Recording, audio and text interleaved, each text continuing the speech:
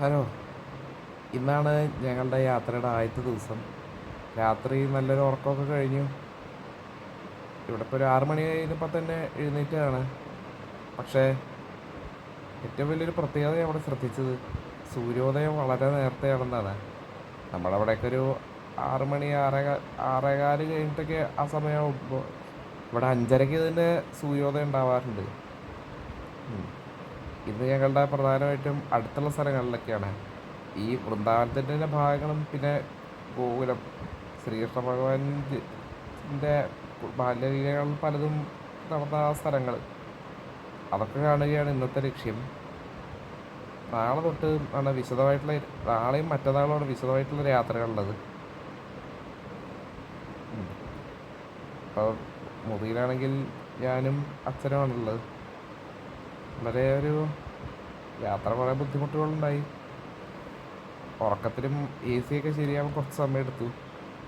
Room വളരെ നല്ലതാണ്, പക്ഷേ ഒരു വരാൻ കുറച്ച് ഭയങ്കര ചൂടാണ് ഇവിടെ. ഉഷ്ണതരൊക്കെ 50 ഡിഗ്രിയൊക്കെ എത്തിയെന്ന് നിങ്ങൾ കേട്ട് കാണും. അത് തന്നെയാണ് ഇവിടെയും ഇപ്പോഴത്തെ അവസ്ഥ.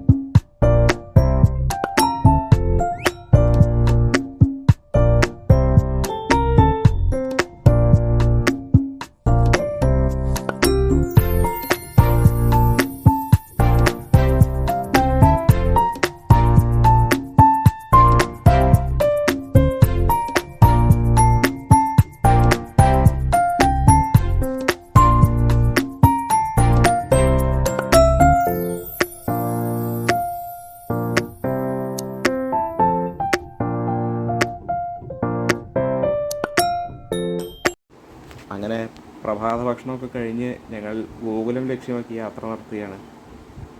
ഇവിടെ നിന്ന് ഏകദേശം 15 കിലോമീറ്റർ ഉണ്ട്. ശ്രീകൃഷ്ണ ഭഗവാൻ ജനിച്ച അന്ന് രാത്രി മുതൽ ഏകദേശം 3 വയസ്സ് വരെ താമസിച്ച സ്ഥലമെന്നാണ് ഗോകുലത്തെ പറ്റിയിട്ടുള്ളൊരു കഥയുള്ളത്.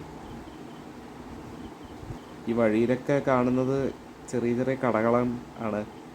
അതേസമയം തന്നെ ആധുനിക കാലത്തിൻ്റെതായിട്ടുള്ള നിർമ്മിതികളും നമുക്ക് ഉയർന്നു വരുന്നത് കാണാം. ഉത്തർപ്രദേശ് എന്ന് പറയുന്നത് ഇന്ന് ഒരു വലിയൊരു മാറ്റത്തിൻ്റെ ഒരു അവസ്ഥയിലാണ് നിൽക്കുന്നത്. അതിനിയും പല ഘട്ടങ്ങളിലേക്ക് എത്തുക തന്നെ ചെയ്യും. നമ്മൾ വിചാരിക്കുന്ന പോലെ എപ്പോഴും ഗ്രാമങ്ങളും ഇതും മാത്രമായിട്ടുള്ള ഒരു സ്ഥലമല്ലെന്ന് കാണിക്കുക എന്നതാണ് ഇത്രയും വിശദമായിട്ട് ഈ ഭാഗങ്ങൾ കാണിക്കുന്നതിൻ്റെ അർത്ഥം. ഒരു കുഴി പോലും ഇല്ലാത്ത റോഡും ചുറ്റും നിരവധി മരങ്ങളും. ഇത്തരം റോഡുകൾ നമ്മുടെ നാട്ടിലും വേണ്ടേ എന്നാണ് ചോദിക്കുന്നത്. ഈ ഭാഗങ്ങൾ ഏകദേശം വൃന്ദാവനത്തിൻ്റെ പ്രവേശന കവാടത്തോടടുത്ത് കിടക്കുന്ന ഭാഗങ്ങളാണ്. ഇന്നലെ രാത്രിയും ഈ വഴിക്കൊക്കെ വന്നതാണെങ്കിലും അപ്പോൾ എടുക്കാൻ സാധിച്ചില്ലേ. അതിൻ്റെ കുറവ് തീർക്കുക എന്നതാണ് ഇത്തരം വിശദമായിട്ട് ഈ വീഡിയോ എടുക്കുന്നതിൻ്റെ ഒരു ലക്ഷ്യം. ഈ കാണുന്നതാണ് വൃന്ദാവനത്തിൻ്റെ പ്രവേശന കവാടം. ഇതിൻ്റെ പുറകിലൊരു ഭാഗം മാത്രമാണ് കാണുന്നത്.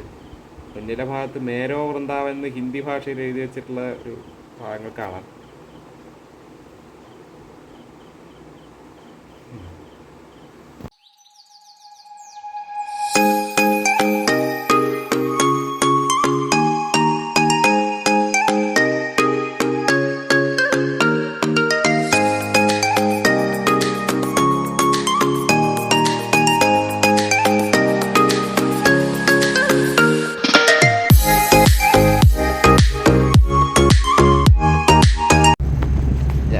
ഹൈവേയിലേക്ക് കടന്നിരിക്കുകയാണ്.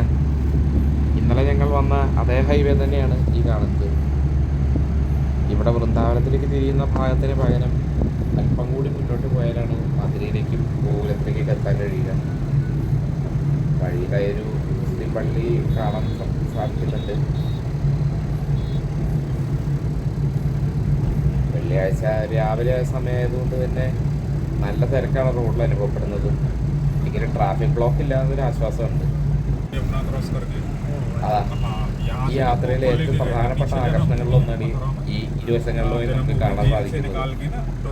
യമുനാ നദിക്ക് പുറകെ നിർമ്മിച്ചിട്ടുള്ള റെഗുലേറ്റർ കം ബ്രിഡ്ജാണ്.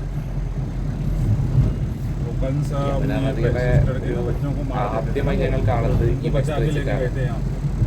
ഈ ബ്രിഡ്ജിന് അപ്പുറത്തുള്ള ഒരു ഭാഗത്ത് വെച്ചിട്ടാണ് ശ്രീകൃഷ്ണ ഭഗവാനെ കൊണ്ട് വസുദേവര് ആ രാത്രിയിൽ മധുരയിൽ നിന്നും വിശ്വാസമുണ്ട്.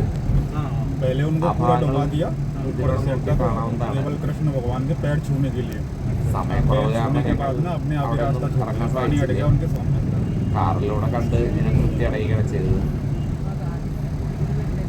എന്തായാലും വളരെ മനോഹര നിർമ്മിതിയാണ്. അങ്ങനെ ഞങ്ങൾ ഗോപുരത്തിന്റെ ഭാഗത്തേക്ക് എത്തിയിരിക്കുകയാണ്. വളരെയധികം പരിതാപകരമായൊരു കാഴ്ചകളാണ് പലയിടത്തും കാണുന്നത്.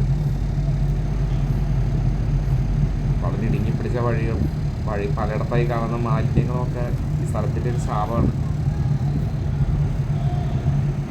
അതിനെപ്പറ്റി കൂടുതലൊന്നും ചർച്ച ചെയ്യേണ്ട ഒരു ഐഡിയ അല്ല അതുകൊണ്ട് മാത്രം ഞങ്ങൾ വിടുകയാണ്.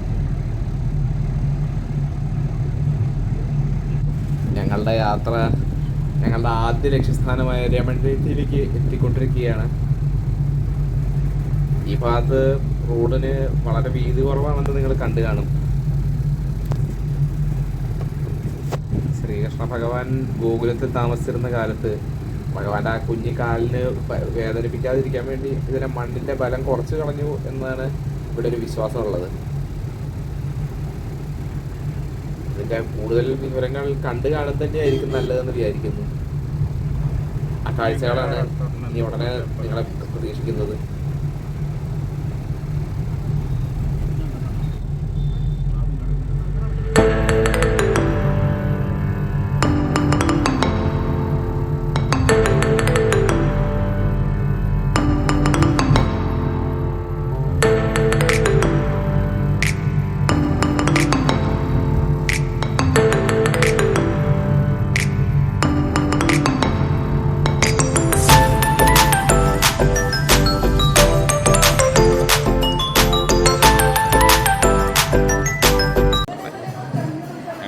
രമൺ റേറ്റിയിൽ എത്തിയിരിക്കുകയാണ്.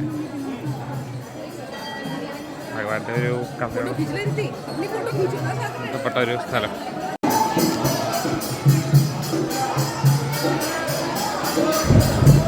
ഉത്തരേന്ത്യൻ ക്ഷേത്രങ്ങളിലെ ഒരു സ്ഥിരം കാഴ്ചയാണ് ഞങ്ങളിവിടെ കണ്ടുകൊണ്ടിരിക്കുന്നത്.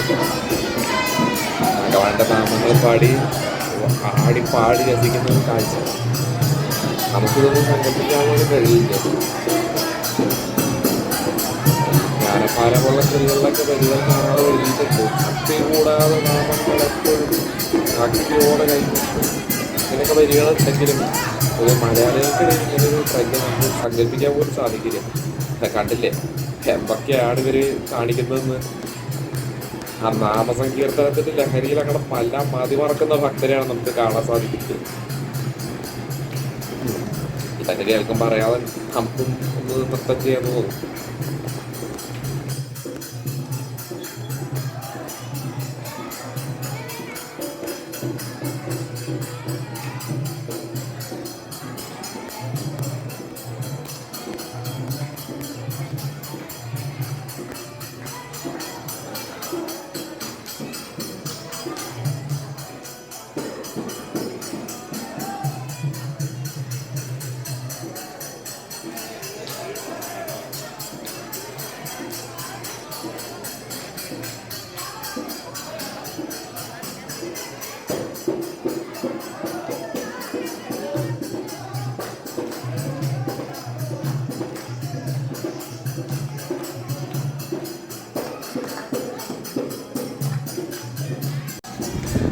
അത് ഞങ്ങൾ തകർക്കുകയാണ്. കണ്ടില്ലേ പലരും നൃത്തം ചെയ്യലിൻ്റെ ആ പാരമ്യത്തിലേക്ക് എത്തി നിൽക്കുകയാണ്. അത്രയും വലിയ ലഹരിയാണ് ഇവിടെ നടക്കുന്നത്. നമ്മുടെയൊക്കെ നാട്ടിൽ ചില കലാപരിപാടികൾക്കിടയിൽ ഏതെങ്കിലും വല്ല ഫാസ്റ്റ് നമ്പർ പാട്ടുകൾ കേൾക്കുമ്പോൾ ഉണ്ടാവുന്ന അതേ ആനന്ദത്തോടു കൂടിയാണ് ഇവരെല്ലാവരും ഇവിടെ നൃത്തം ചെയ്യുന്നത്. ഇവർക്ക് കൂടുതൽ പ്രതീക്ഷകളും സ്വപ്നങ്ങളൊന്നുമില്ല. ഇതുപോലെ നൃത്തം ചെയ്ത് കഴിയുക അത്ര തന്നെ. ഇവിടെ നിങ്ങൾ കാണാൻ കഴിയുന്നത് ഒരുപാട് മഹർഷിമാരുടെ ആശ്രമങ്ങളാണ്. ഭഗവാന്റെ അവതാര സമയത്ത് കാണാൻ വന്നവരാണ് ഇവരെന്നാണ് നമ്മുടെ വിശ്വാസം. ഒന്ന് നോക്കിക്കോളൂ, കണ്ടു നോക്കിക്കോളൂ, മനോഹരമായിട്ടുള്ള രൂപങ്ങളല്ലേ. ശ്രീകൃഷ്ണ ഭഗവാന്റെ ബാലലീലകളാണ് ഈ കാണുന്നത്. ഇവിടെ മഹർഷിമാരുടെ പേരുകൾ കൃത്യമായി പലരും എഴുതി വെച്ചിട്ടുണ്ട്. കാണാൻ സാധിക്കുന്നുണ്ടെങ്കിൽ അല്പം കൂടി ഇവിടെ ഗൗതമ മഹർഷിയുടെ പേരിലാണ്, രാമായണത്തിലൊക്കെ പരാമർശമുള്ളതാണ്. ഇത് പതഞ്ജലി യോഗസൂത്രത്തിൻ്റെ പിതാവായിട്ടുള്ള പതഞ്ജലി മഹർഷി വന്നു എന്നൊരു സങ്കല്പമുണ്ട്. വഴിയിലെല്ലാം ഓരോ മഹർഷിമാരുടെ ആശ്രമങ്ങളാണ്. ഈ കാണുന്നത് വിശ്വാമിത്രൻ്റെ, ഇതും രാമായണത്തിൽ നമുക്ക് അറിയുന്ന വ്യക്തിയാണ്. രാമലക്ഷ്മണന്മാർക്ക് പല അതിപല എന്ന് പറഞ്ഞ 2 മന്ത്രങ്ങൾ ഉപയോഗിക്കുന്നതും യാഗരക്ഷയ്ക്ക് കൂട്ടിക്കൊണ്ടുപോകുന്നതൊക്കെയായിട്ടുള്ള ആ മഹർഷി തന്നെ. ഇവിടെ ശൃംഗി എന്ന് പറഞ്ഞൊരു മഹർഷിയാണ്. എല്ലാവരുടെ പേരുകളും വിശദീകരിക്കേണ്ടതില്ലേ. ഹിന്ദി ഭാഷ വായിക്കാൻ അറിയുമെങ്കിൽ കുറച്ച് നന്നായി കണ്ടുപിടിക്കുന്നത് നല്ലതായിരിക്കും.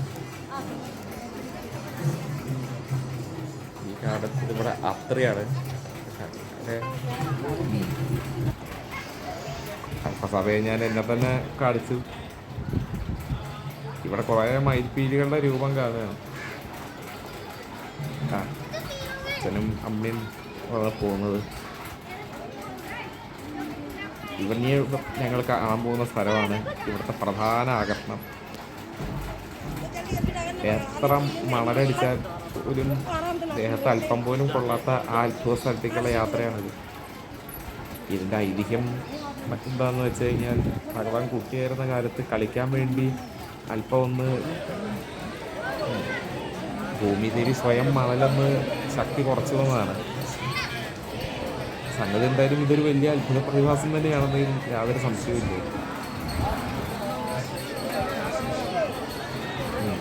ഇനി അല്പസമയം മണലിലുള്ള വിശ്രമമാണ് ഞങ്ങളുടേത്. നോക്കണം എത്ര ആൾക്കാരാണ് ദിവസം ഇവിടെ കളിക്കുന്നത്. ഈ വൃന്ദാവനത്തിൽ ഈ സങ്കടങ്ങൾ പറഞ്ഞിരുന്നിട്ട് കാര്യമില്ല, ഇതുപോലെ അത് ആസ്വദിക്കുകയാണ് വേണ്ടത്.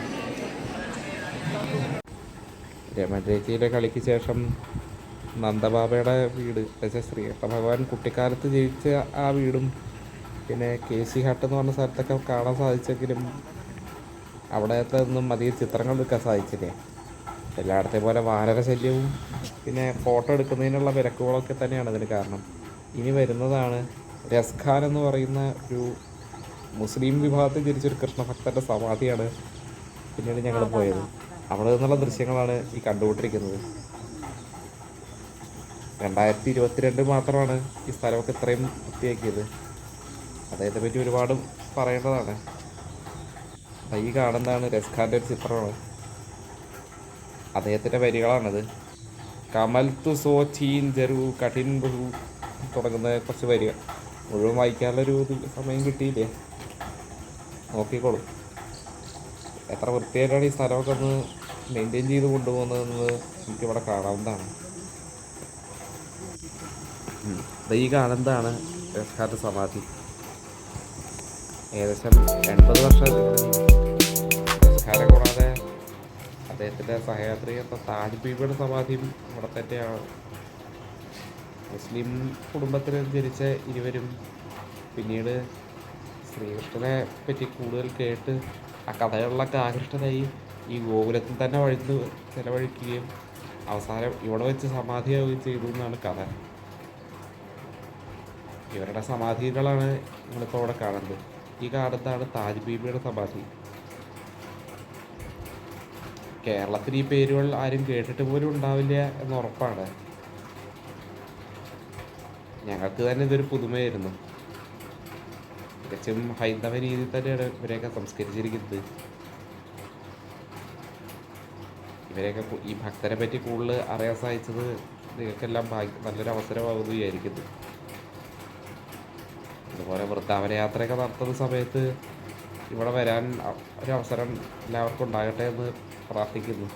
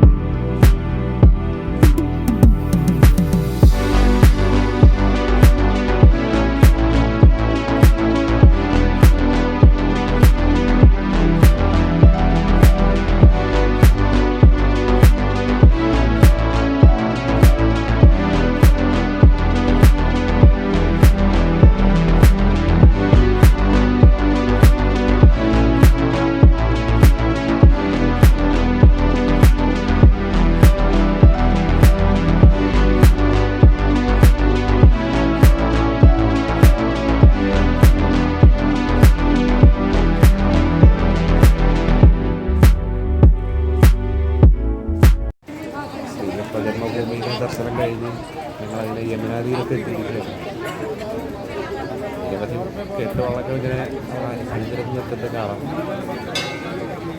ഇവരോടുള്ള ഒരു ബോട്ട് യാത്ര ഇവിടെ സ്ഥിരമായിട്ടൊരു കാഴ്ചയാണ്. പക്ഷേ അതിനൊന്നും പോകാൻ താല്പര്യമില്ലാത്തതിനാൽ കൂടുതൽ ഇവരുടെ കാഴ്ചകൾ കണ്ടാൽ മതി എന്നൊരു ആഗ്രഹത്തിൽ നിൽക്കുകയാണ്. ഇതിനെല്ലാം സാക്ഷിയായിരിക്കുന്നു ഈ യമുനാ തീരമെന്ന് ആലോചിച്ച് യമുന വളരെ സാക്ഷിയാണ്. ഒരുപാട് പറയാനുണ്ട് യമുന എന്ന് പറഞ്ഞാൽ. പക്ഷേ അടുത്ത സമയം ഈ വീഡിയോയിൽ കാണിക്കാത്തതുകൊണ്ട് കഴിയുന്നതും കൂടുതൽ വിവരങ്ങൾ അറിയണമെന്ന് ആഗ്രഹമുള്ളവർ വീഡിയോയിലുള്ള പ്ലാറ്റ്ഫോമുകൾ ആശ്രയിക്കുന്നതായിരിക്കും ഏറ്റവും നല്ലത്. സൂര്യൻ ഏതാണ്ട് അസ്തമിക്കാറായിരിക്കുകയാണ്. അധികം നേരം ഇരിക്കുന്നത് ശരിയെന്നത് ഹോട്ടലിലേക്ക് മടങ്ങുന്നു. ഞങ്ങളുടെ റൂമിലേക്ക് തിരിച്ചെത്തിയിരിക്കുകയാണ്.